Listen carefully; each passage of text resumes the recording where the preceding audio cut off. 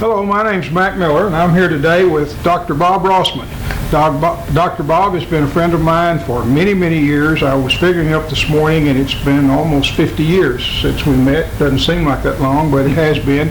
I first met him when I moved back to Tyler after being in the Air Force and was inducted into the Sharon Temple Shrine Band. And Bob was the lead trumpet player there, and Bob has been one of the finest lead trumpet players that East Texas has ever produced. And it's been a pleasure to know him all these years, and we'd like to learn a little bit about his background and how he got in the music business and all that kind of thing. Bob, would you tell us where you were born and when and all that information first? A long time ago. I was February the 18th, 1927.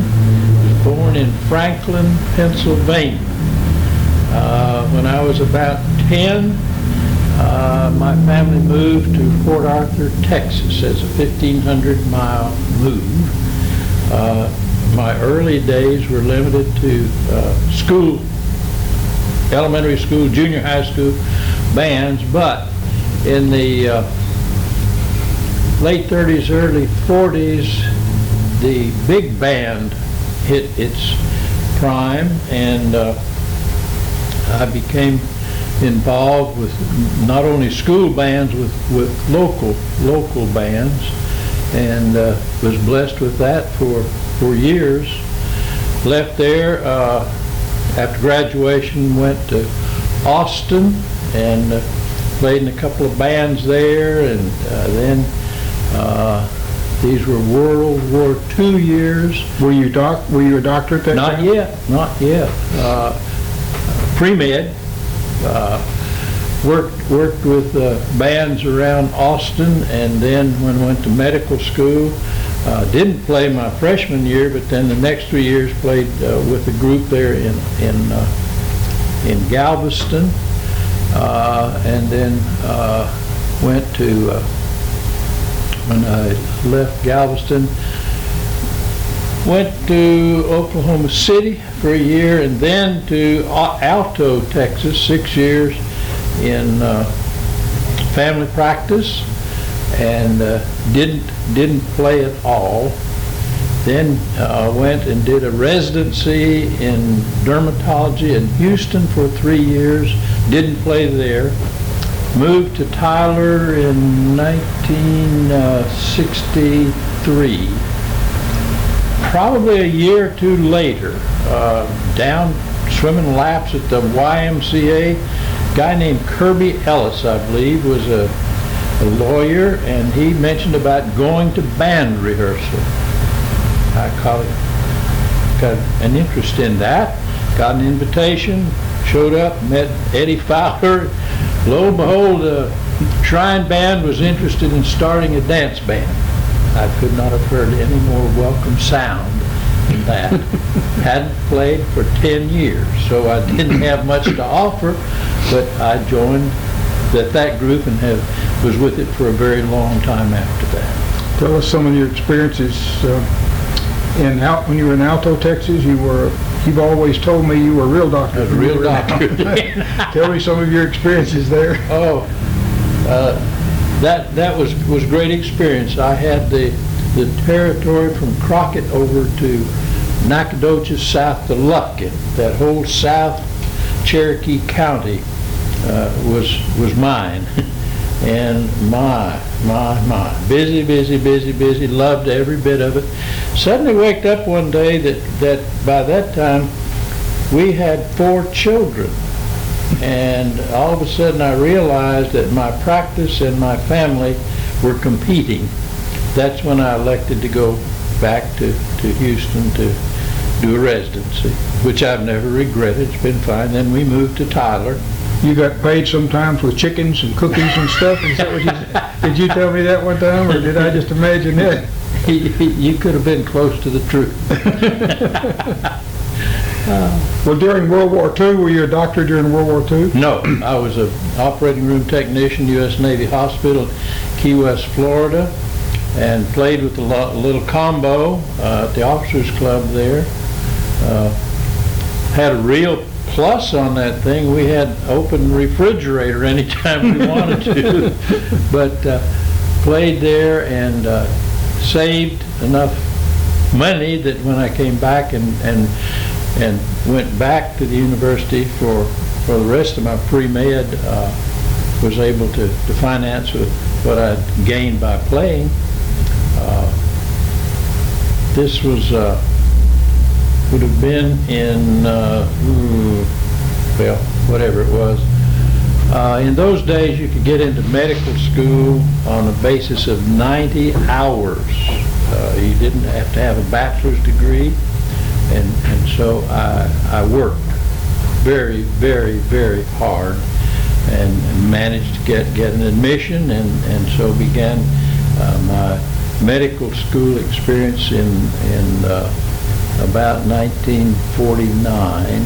Yes, and graduated in 53 at Galveston, then went and did a year in Oklahoma City, and then that is when we moved to East Texas to Alto. Well, when you joined the Shrine Band and they had a dance band, do you remember who was in that band when you got in it? That was in, what year was that, 65 or 66? About those years. My goodness. Cokie Hughes, Bill Scholl, who played lead trumpet, John, good night, I'll think of it in the year. Lamson? John Lamson, yes, John Lamson. Algie Glover was on trombone. I think... was Bob Smith in the band yet?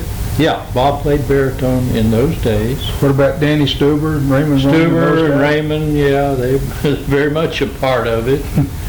Indeed so. It was a very active group in those days. The Shrine played a dance regularly for the different units of the Shrine.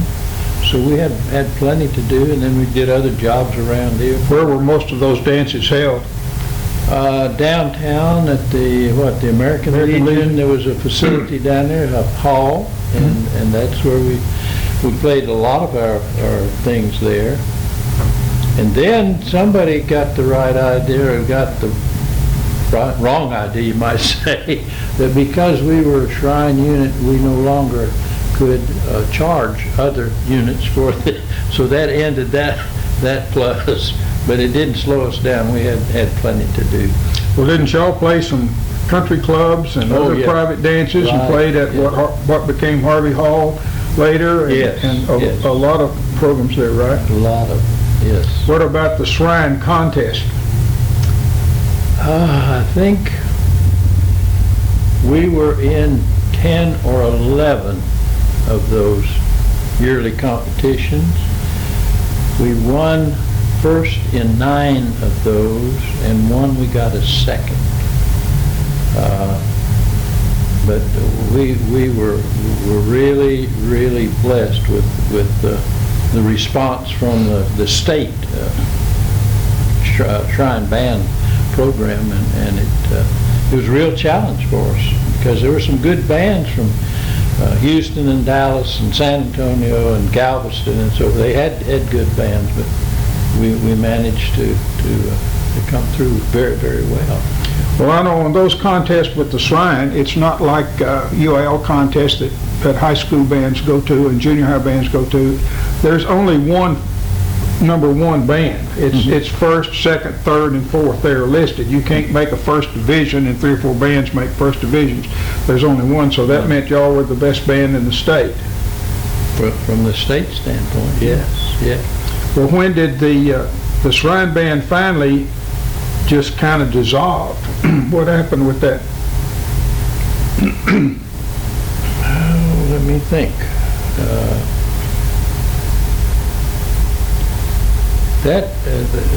They ceased the advantage we had of being a Shrine Band, because we could no longer play and charge other Shrine units.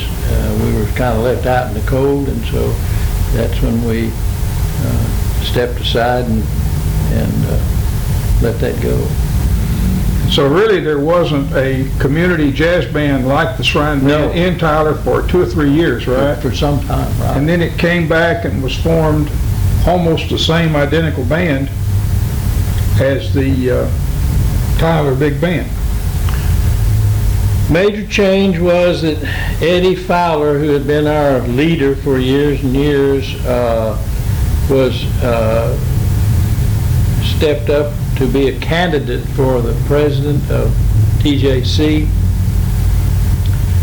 And part of the requirement of his predecessor was that he thought that being a band leader, a stance band leader, was not not to be utilized as an occupation or a hobby of the president of TJC. So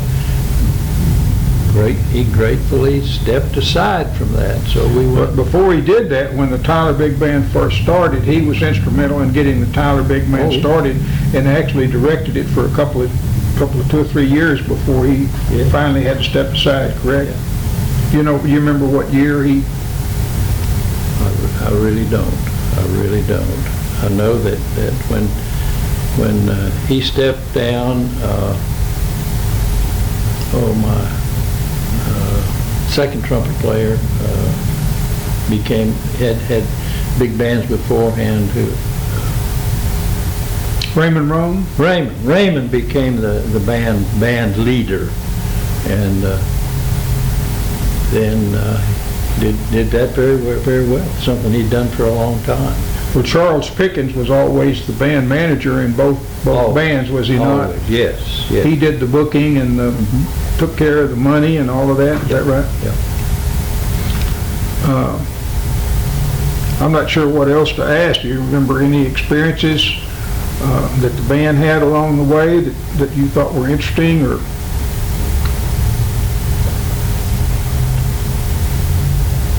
These are those things I would probably remind very, very clearly about 2 days from now. We broke away there for a few minutes while we were talking about some of the things that we wanted to discuss, and I wanted to go back to the Sharon Temple Shrine Band. When the band was playing some of those contests, I was in the band for many of those contests. I came in the band in early 1969.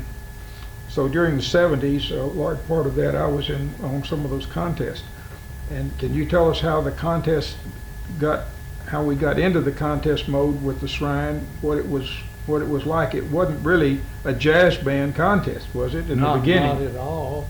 As a matter of fact, the requirements to participate in the competition required that you play a march and overture, and we would get together and rehearse and rehearse and rehearse for weeks on an overture and a march. And you can think of the competition, we're competing with symphonic type groups from Dallas and Houston and Galveston and San Antonio and Waco and so forth. There's no way you can take 16, 17 pieces and make an overture sound like an overture. We were working very hard, and it was futile. So one year the competition was in Galveston, and we took upon ourselves to name our offerings a march and an overture. They weren't. They were tunes out of our library, but we substituted, and the judges thought we won, and they took the other people took our number one away from it. But they agreed at that time to set up a new area of competition for stage bands for all of the Shrine units, and in addition had another item in that you could have a novelty group. So the first year, with the new rules and so forth, we substituted our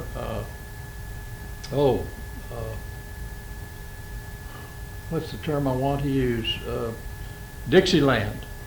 We played for our novelty thing. We used a novel. The novelty was a tune of that sort, and then a regular thing for our big band And we won both of those, and they never again had the novelty after we won both in both areas. categories. We both won both of those, and that put the quietus on that approach. But we continued the big band competition. As I say, we won 9 out of 11 state, and then no longer went for some reason. But There were a number of different professions that were represented in the band. I know we had doctors, we had lawyers, we had dentists, we had bankers.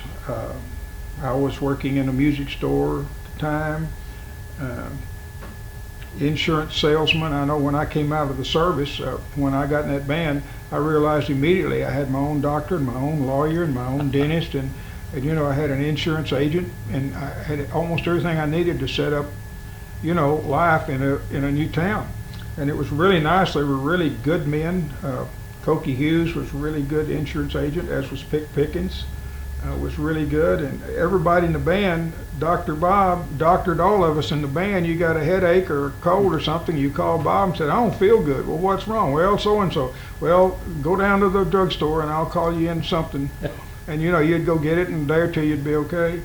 And so it got so bad in the band that Bob would bring his little squirt gun for, you know, little molds and things.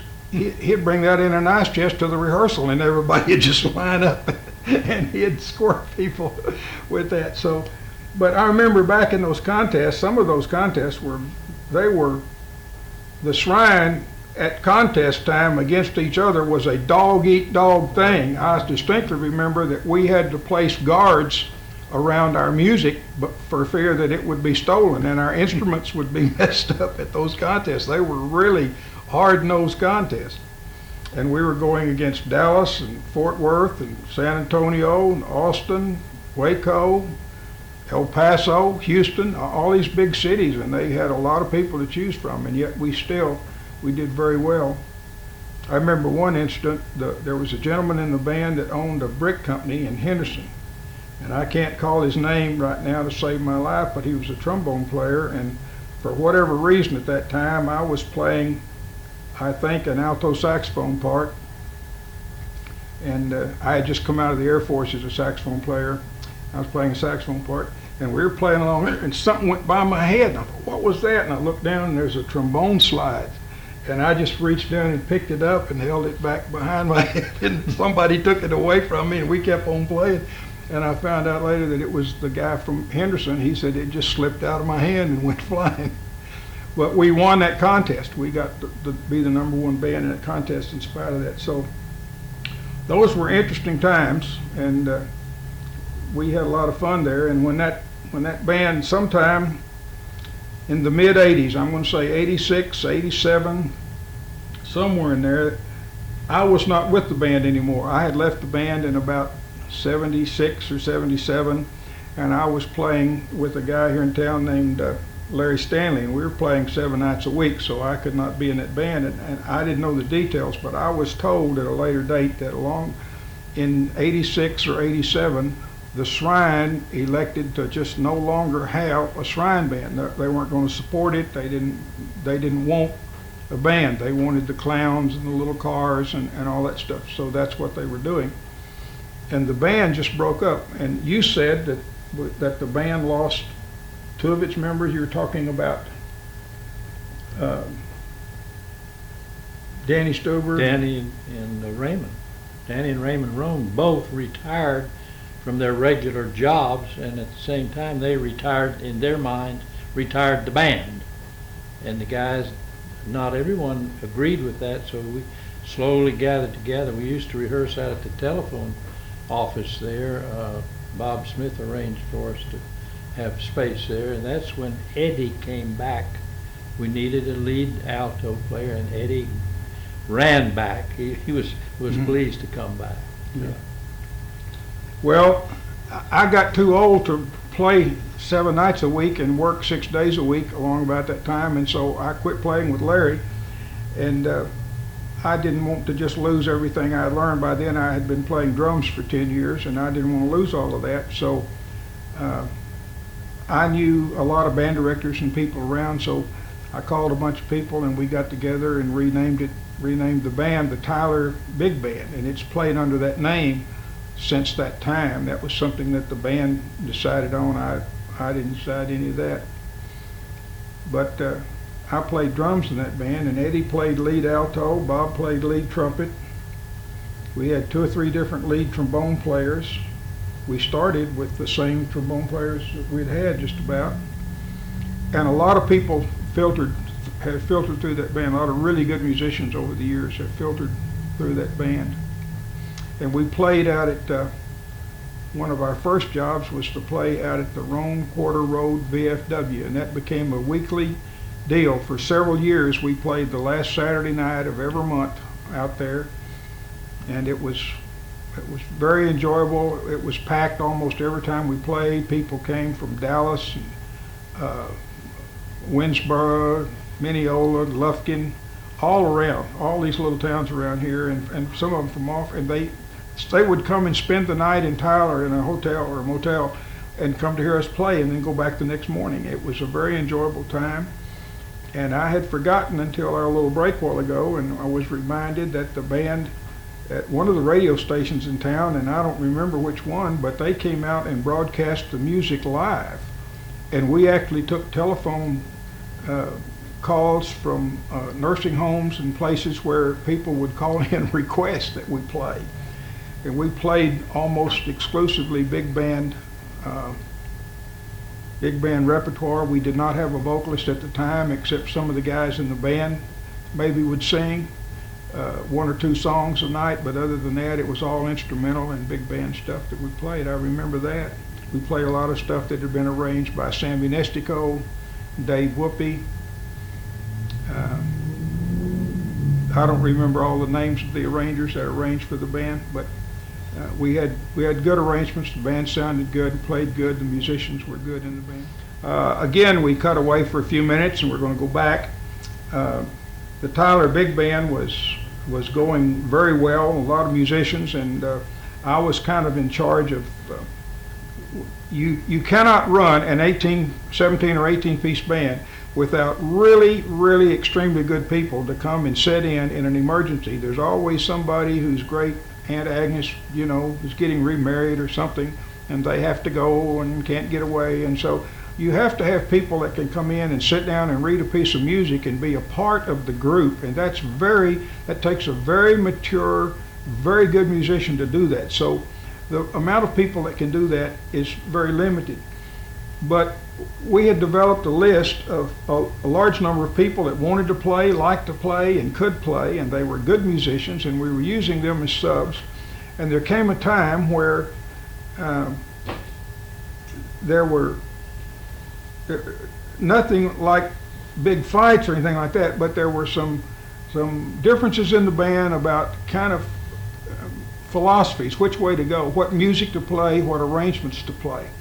And we kind of all owned the arrangements. Dr. Bob had bought a bunch of them and had a bunch specially arranged by the guy down in Nacogdoches. Daryl Holt. Dr. Holt in Nacogdoches had arranged a whole bunch of stuff for the band, and we had all of that. And so 2 or 3 of us broke away, put together some more musicians, and started the East Texas Jazz Orchestra. That name has no particular meaning. It's caused more problems than it has solved, and people think it's jazz and they think it's a Dizzy Gillespie type music, and it's not. It's still big band music, but the people in this band wanted to play more challenging music.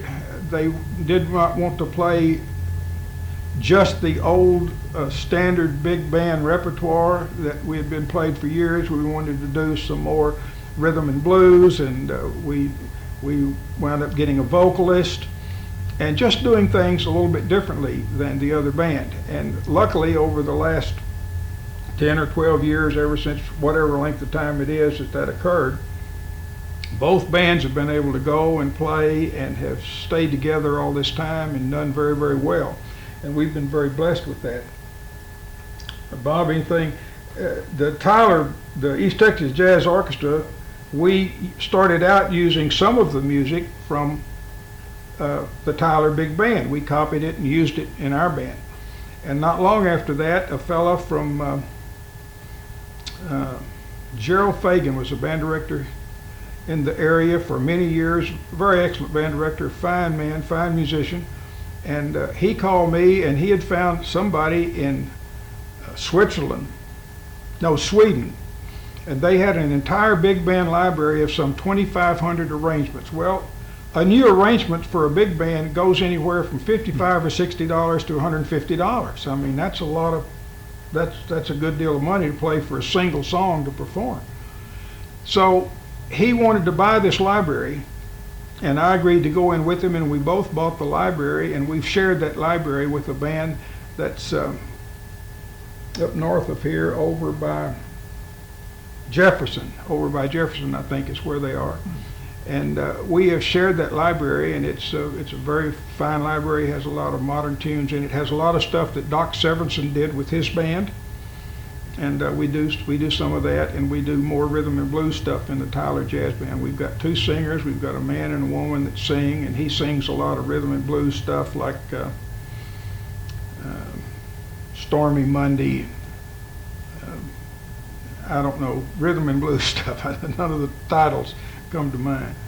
But both bands have done very, very well. And in regard to what I said a while ago, one of the problems that has been solved by having another band, at any given time I would have a trumpet player that would go down for whatever reason and not be able to perform, and I'd call Bob. He'd come in just like that and sit down and play it like he had been playing with the band for years.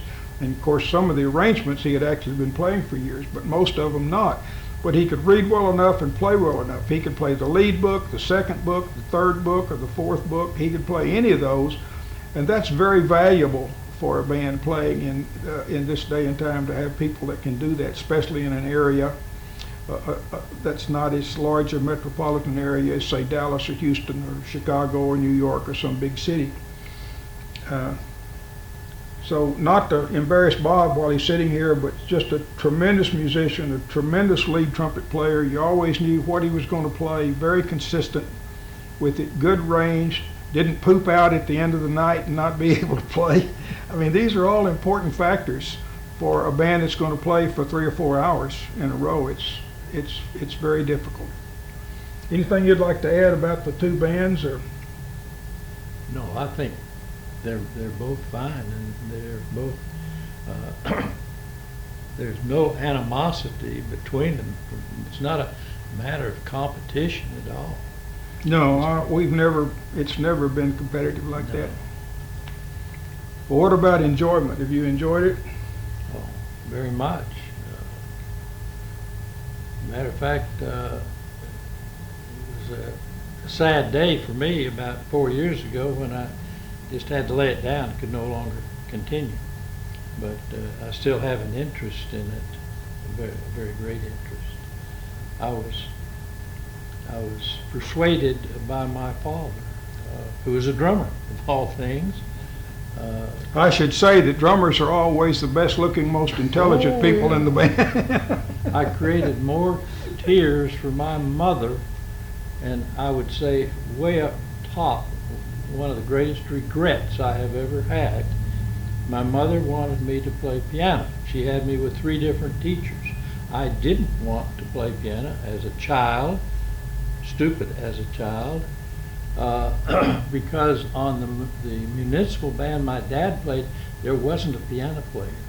They were all horn blowers, and that led me astray, and I surely regret, one of the great regrets of my life is that I didn't follow my mother's advice. Not necessarily instead of a trumpet or what have you, but I think piano is a good foundation for anything that you want to do. You understand the whole thing, all the sounds and so forth. And I truly regret that, and as a major stupid, one among many things, a stupid thing that I did not follow my mother's advice.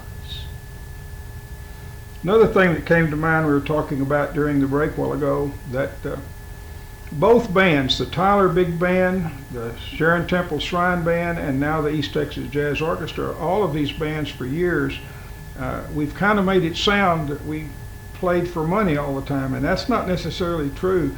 Both bands have played for charity things, both free of charge and or at greatly reduced prices, or at sometimes free and sometimes reduced prices. And both bands have spent a lot of time playing concerts and things at schools within a 50 or 60 mile radius of Tyler. Some of the band directors were playing in the band and asked us to perform at their school, and in some cases they sold tickets and used the money for things that the band needed or that their high school band was doing.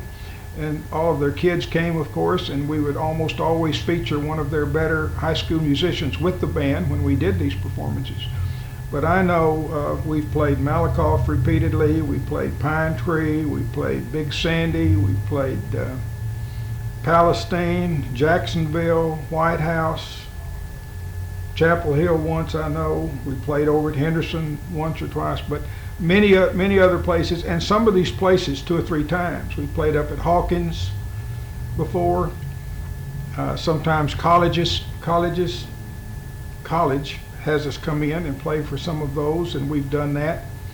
So it's just been a great ride for all of us involved in it. We've enjoyed it very much, and occasionally we even use students out of the colleges that are in Tyler now. We've got Tyler Junior College and the University of Texas both have excellent music departments with excellent teachers and good jazz departments in both schools. And they've got kids playing in there that will just knock your socks off. They're so good, and we enjoy having them come in and sit in with the band, and sometimes at rehearsals they just come in and play for fun. And it's good to play in bands where there's so many bands that all of us in our lifetime have played in where there was animosity and there was, well, I don't want them to play, I don't want them sitting next to me, and I don't want to. We just have had none of that in these 2 bands. If somebody wants to come in and pull up a chair and double apart with one of the guys, sorry, there's nobody. They don't mind that. They enjoy it, and it's just been really fun what we've been doing. And I know I've enjoyed it very much, and I'm sure Bob has. Okay, I think we're going to let it go at that for today. Maybe we'll do this again sometime. Thank you.